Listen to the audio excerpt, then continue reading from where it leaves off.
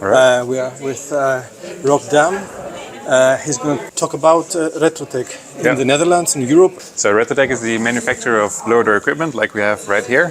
So it's consisting of a fan, a frame and a pressure gauge, and it's used to measure the air permeability of buildings.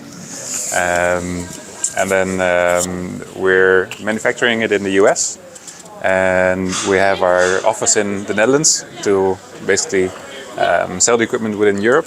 And within every country we have our partners who sell the equipment there locally to make sure we have all the right support in all the locations. So in the Netherlands is our headquarters, for Europe at least. So there we have the equipment, we calibrate it, we do trainings, we do rentals, basically the whole package that anyone needs.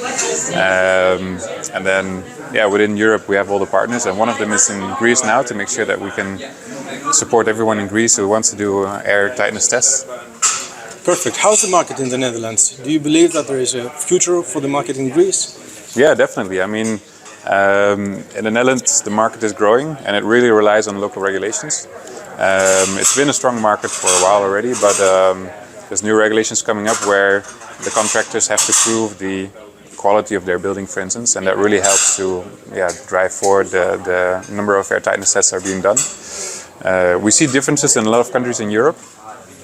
Some countries are very active, whereas other countries are a bit slower, and it's not really related to necessarily either the climate or the economy in the country, it's just mostly politics.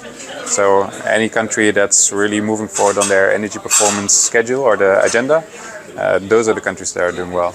So, for example, in Greece we say that we don't need air tightness because it's a warm country.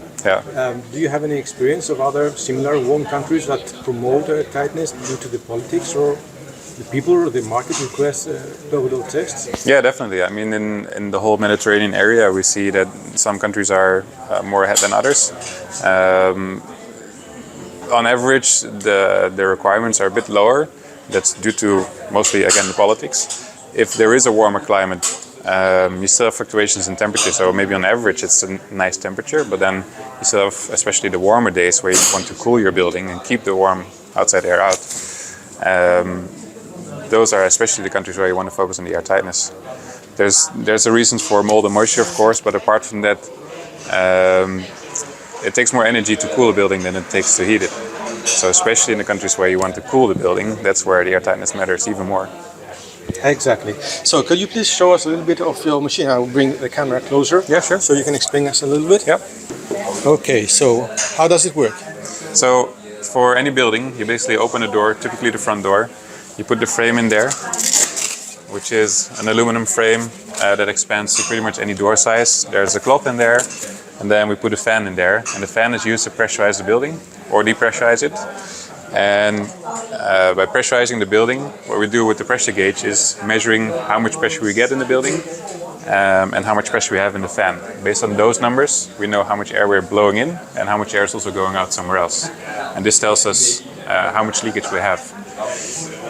Quite simple and very sophisticated in the same time. Yeah, definitely. And it's very useful. Like, it gives you the leakage in terms of leakage per square meter or whatsoever, but it also tells you the leakage, for instance, in hole size. So if you add all the small holes together to make it one big hole, how big would it be? This could be a few hundred square centimeters, but it's more common to see a few thousand square centimeters as well, which is a big waste of energy, of course. And I guess it's important also for the fire protection and certification for data centers and all this. Yeah, definitely. There is the active fire protection systems, and then there's the passive fire protection systems as well. So in terms of active, we're talking about gas suppression systems typically. There's a whole set of regulations there, and it's definitely important to have an airtight system, otherwise it's not even going to work. So you spend a lot of money installing the system and then it doesn't work, which is a waste. The passive part is maybe more interesting as well. So if a building is airtight, then it also contains whatever is inside, and also is a better protection of whatever is outside. So it's harder for a fire to go, let's say, from your neighbors to your house, or for smoke to go from the neighbors to your house, which is a big improvement in terms of safety. Okay, so also room integrity tests and energy performance in buildings. Yes. Thank you very much. Hope to see you soon in Greece. Definitely. Thank you very much. Thank you.